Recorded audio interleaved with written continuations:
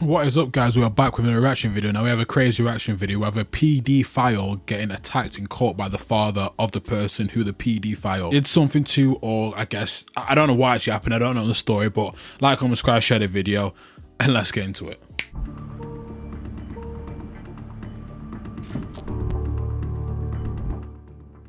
Grant me 5 minutes in a locked room with this demon. I have Would a you feel- do that? that is not Yes how or our. no? No, sir, I can't. Would you give me 1 minute? You know that I can't do that. That's not how our legal Well, system. It's just our families taking my child.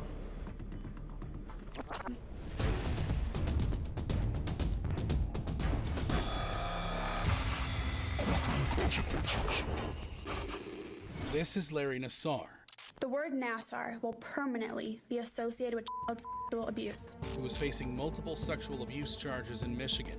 Nassar, who served as the team doctor for USA Gymnastics, was accused of sexually assaulting hundreds of gymnasts under the guise of medical treatment, many of whom were Olympians. Police said Nassar manipulated the athletes into believing that he was their trusted friend and advisor. You have to protect your athletes. You have to let them know that we care. You have to not let them know, but let them feel it. Let them understand it. Let them breathe it. Nassar was brought in for questioning, where he claimed that he was in fact the victim. That's my self-torture, I guess you could say. That. Yes, she was victimized. Yes, I was victimized to myself. Instead, Nassar blamed the young women he victimized, saying they should have said something sooner. I don't get it. Why didn't she say something if she was feeling violated in any way, shape, and form?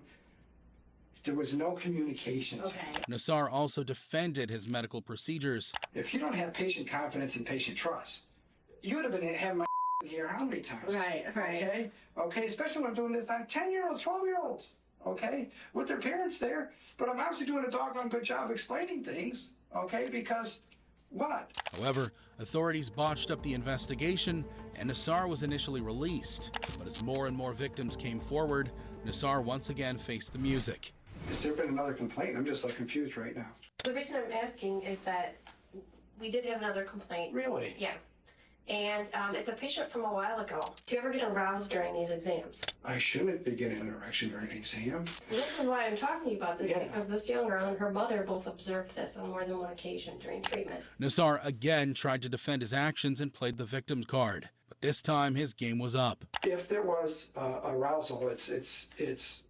I mean, like it would be because of whatever. I don't know, but I'm not trying to.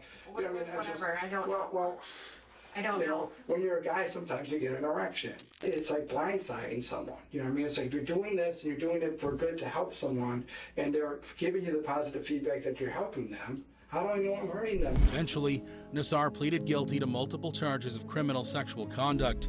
At his sentencing, more than 150 victims gave powerful and emotional testimonies.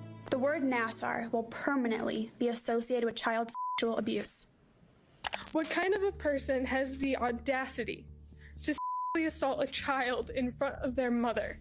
I will be out in the real world, thriving, empowering, and standing by others while you rot in a prison cell the rest of your life. A victim described how Nassar destroyed her family. You used my body for 6 years for your own sexual gratification. That is unforgivable. You convinced my parents that I was a liar.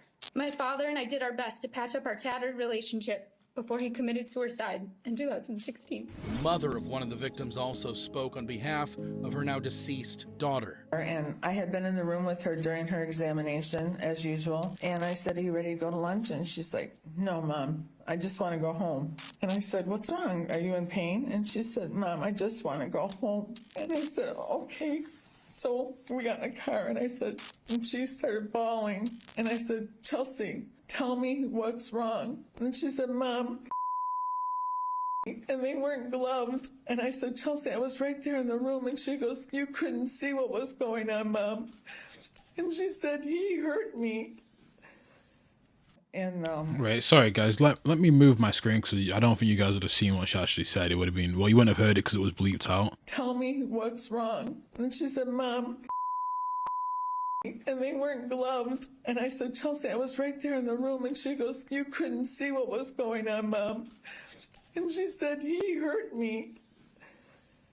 In 2009, she took her own life because she couldn't deal with the pain anymore. However, nobody could have imagined what was to follow when the father of a victim asked the judge to address Nassar directly. I would ask you to, as part of this sentencing, to grant me 5 minutes in a locked room with this demon. I have. Would you do that?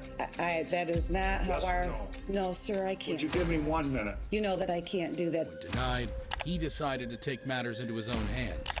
Well, I'm gonna have to get stuff out.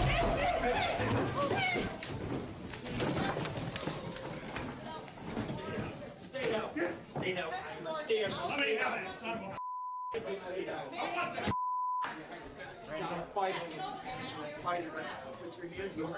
I want that stuff. Behind your back. I know. Give me 1 minute with that. The grieving father was arrested and taken away by court officers. After the dust settled. Yeah, you know what? This is one of those moments where the law just works against us in this way, because these disgusting, deprived people, they deserve every bit of that. That father should have been able to do that. And you know what annoys me about these people as well? They're so messed up in their head that it's like, you'll see them, like, you see this guy who was crying in court. Like, why are you crying? Like, these people get emotional because they're narcissists, they're disgusting, they're like, they just, if you hear his interviews, like, well, what was it with them? Why did they say anything? What do you mean, why did they say anything? You know, watching these videos gets me heated, guys. It gets me mad because it's like, the way they think is just not normal people. Like, how can you think like that? Like, why didn't they say anything? I really feel it for that father, because if that was my daughter, nothing would have, well, obviously something could have stopped me, but I'm just saying, like, I would have done anything to get across that table and just knock him out. Wow. I feel it for that father and all the other families, man. Settled, Judge Rosemarie Aquilina had some harsh words for the defendant. Because you are guilty, aren't you? Are you guilty, sir? I said my plea. Exactly. As much as it was my honor and privilege to hear the sister survivors, it is my honor and privilege to sentence you. Because, sir, you do not deserve to walk outside of a prison ever again. You have done nothing to control those urges, and anywhere you walk, destruction will occur. I find that you don't get it, that you're a danger. You remain a danger. I am a judge who believes in life and rehabilitation when rehabilitation is possible. I don't find that's possible with you. Your decision to assault was precise, calculated, manipulative, devious, despicable. Eventually, it was time for Nassar to learn his fate. I'm giving you 175 years, which is 2,100 months. I just signed your death warrant. I'm so horribly sorry that this was like a match to turn into a forest fire out of control.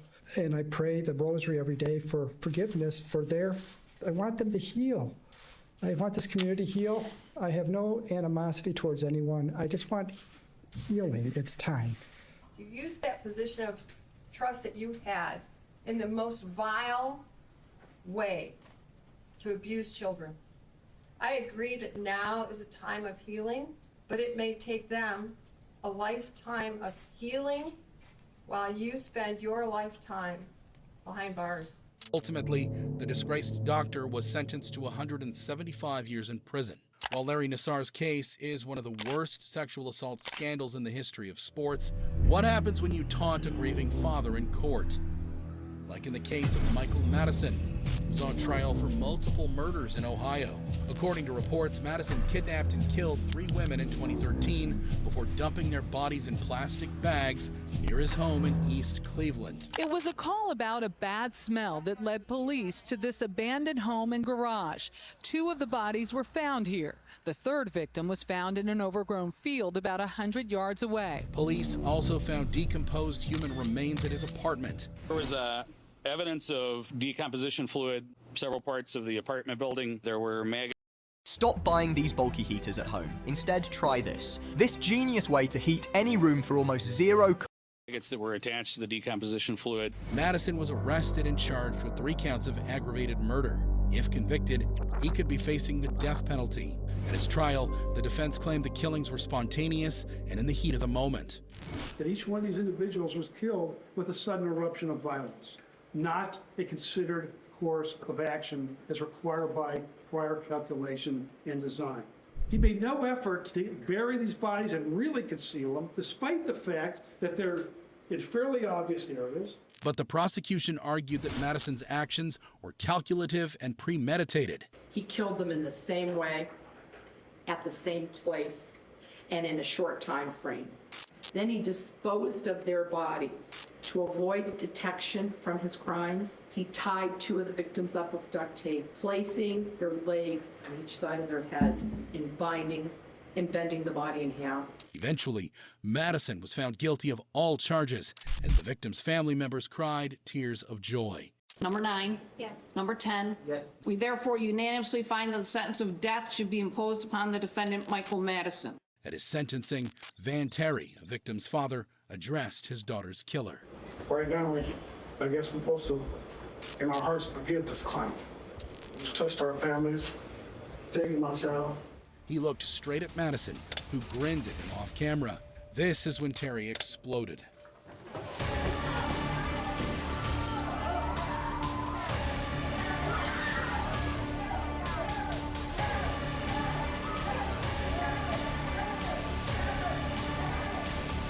Fortunately, Terry was quickly apprehended and taken out of the courtroom. He did not face any additional charges. Yeah, good, he shouldn't have. That's disgusting. Look at him grinning. Yeah, thank God you're getting put to, getting put down like the dog you are, man. Thank God. Yeah, these people, I don't know what else to say. It's just, wow. A short while later, Judge Nancy McDonnell addressed the court. I am struck by the sheer inhumanity of what one human being could do to not one, but 3 human beings. She called the murders an act of sheer inhumanity. It is incomprehensible. You cajoled, lured, and deceived Shatisha Shealy, Angela Deskins, and Sherelda Terry to your apartment for your depraved purposes. Finally, it was time for the serial killer to learn his sentence. Upon consideration of the relevant evidence, the testimony exhibits admitted in mitigation, it is a judgment of this court that the aggravated circumstances of course of conduct, felony murder, kidnapping, felony murder, rape, of which the defendant was convicted, outweigh the mitigating factors by proof beyond a reasonable doubt. Accordingly, the sentence of death is imposed upon the defendant, Michael Madison, on counts 1, 4, and 7. Ultimately, Madison received the death penalty. He will live on Ohio's death row. While Michael Madison felt the full wrath of his victim's father, how does it compare to being attacked by another prisoner?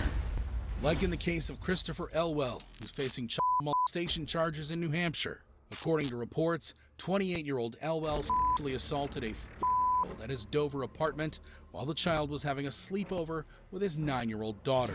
Elwell was arrested and charged with aggravated felonious sexual assault. The prosecution said Elwell showed the minor several sexually implicit videos. They described him showing them videos of sexual acts similar to the ones that she had done. After initially denying the allegations, Elwell eventually pleaded guilty. He also pled guilty for failing to register as a sex offender, having been previously convicted on a different charge. The defendant was required to register as a sex offender and had been living at 12 Mineral Park Drive off and on, but more than 5 times a month, and had not changed his registration with the Somersworth Police Department. After learning his fate, Elwell was sat down with another prisoner, Josiah Davies, who was awaiting his hearing. Then suddenly, out of nowhere, Davies started headbutting Elwell repeatedly. Elwell seemed impassive as court deputies quickly apprehended Davis.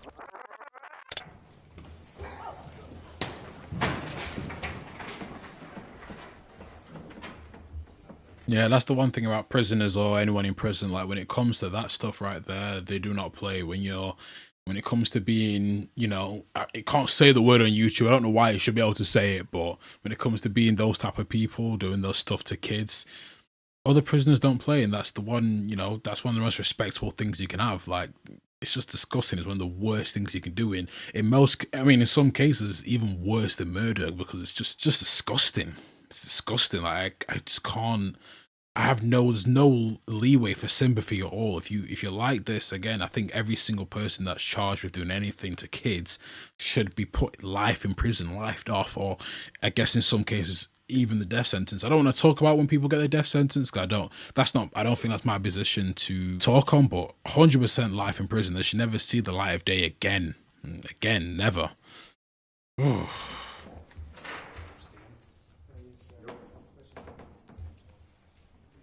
was later charged with felony assault.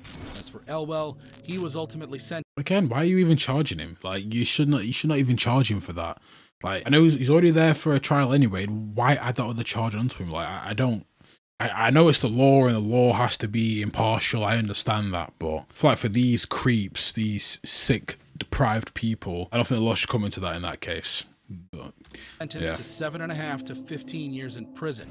While some may say Christopher Elwell received justice from an unexpected source, 15 years? Give him life. Every single one of them should get life. Sorry I keep pausing, guys, but every single one of them, life. Never see the light of day again. what happens when the person to deliver the justice is your cellmate? Like in the case of Stephen Sanderson, who's facing murder charges in Michigan. Oh, I've seen this case. Interview with prisoner Sanderson, is it? Yeah. Okay, go ahead and explain to me basically what you told the staff when you came out of the cell. According to reports, Sanderson, who was already serving life without parole in state prison for a 1991 murder case, attacked and killed 67-year-old Ted Dyer in their cell. Later, Sanderson gave a chilling confession to the police. Why don't you just go ahead and tell us what happened?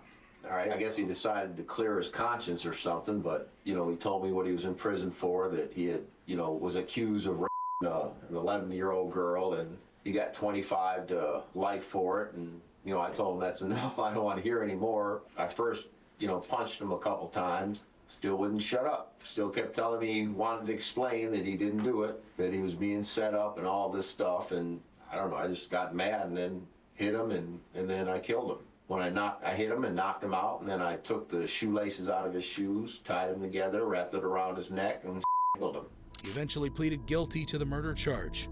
How do you wish to plead to the second count of murder in the second degree? Guilty? Yes, sir. And doing so freely and voluntarily? Yes. Doing so because you are guilty? Yes, sir. All right. In court, Sanderson justified taking the life of his cellmate by giving a specific reason. The reason I killed him was because he was a child molester. Back in 2014, Dyer was convicted of sexual criminal conduct for molesting a 9-year-old girl. All right, well, he was my bunkie, and I had found out that he was in prison for child molestation. Really bad case.